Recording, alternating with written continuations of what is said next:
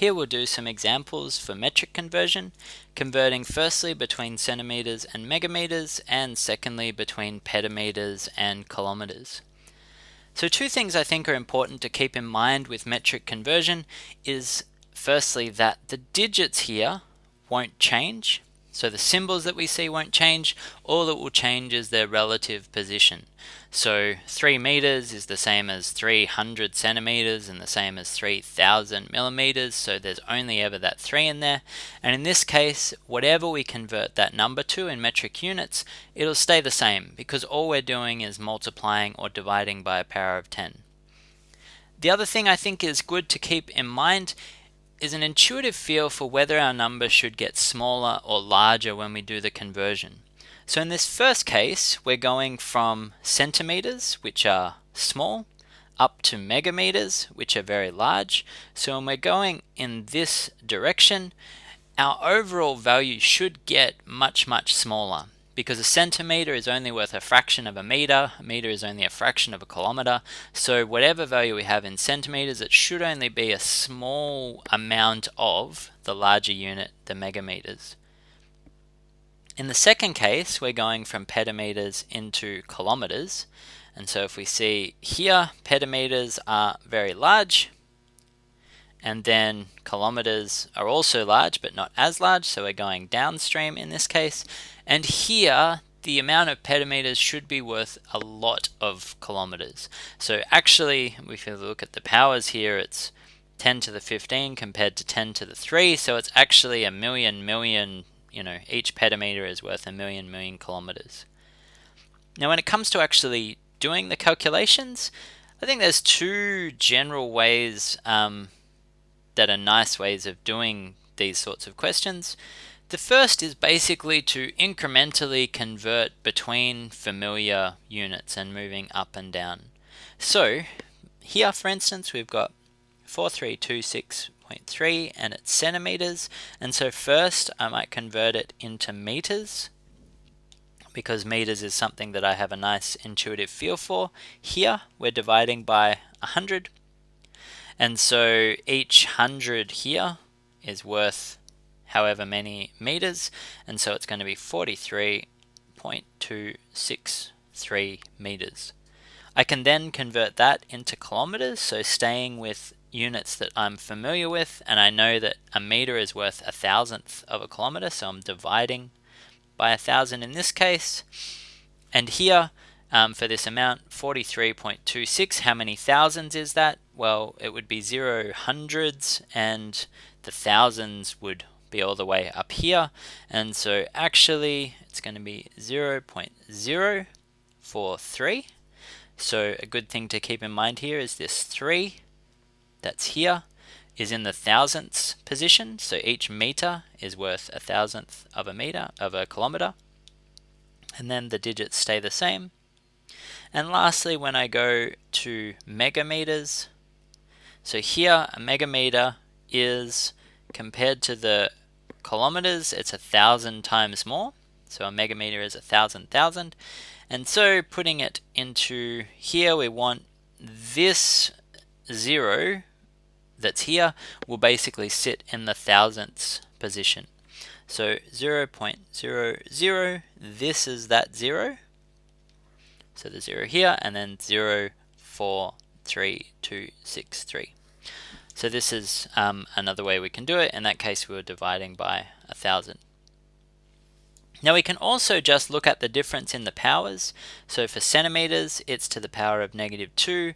The megameters is to the power of -6. Sorry, to the power of +6. So all up, we're multiplying by 10 to the 8. So we can do it in that way. And here, we'll kind of be thinking of this 4 moving down 8 positions. But another way I like to do these sorts of questions is basically to think of it in terms of that place value idea. So set out our columns, our place value, etc. So if we have, for instance, meters here, and then we've got centimeters here and millimeters here, and then going upwards, it's kilometers once we get to 1,000, and going upwards more, it's megameters here. if we set out our number, so this 4326.3, like this, and so we can read it off. So here's the unit in terms of this particular number, so 4,326 centimeters. However, if we read the units from mega, we get this 0.000043263, and we should see that it's the same, 4 zeros after the decimal point, as what we obtained previously. So this, I think, is a good way of keeping track of our numbers, place value, and how they work as well. Now for the next question, going from petameters to kilometers, in this ladder way of doing it, I can have set out according to my tables here. So petameters is P, and then the next unit here is 3 more, so that's our tera, and then 1, 2, 3, and then after our tera is our giga, and then our mega, and then our kilometer. So setting out our value here, so it's 0.00143, and then if we read it in terms of kilometers, we're going all the way to here, and so it's going to be, we can group our thousands together, so it's 1,430 million kilometers. So just this number read in this way.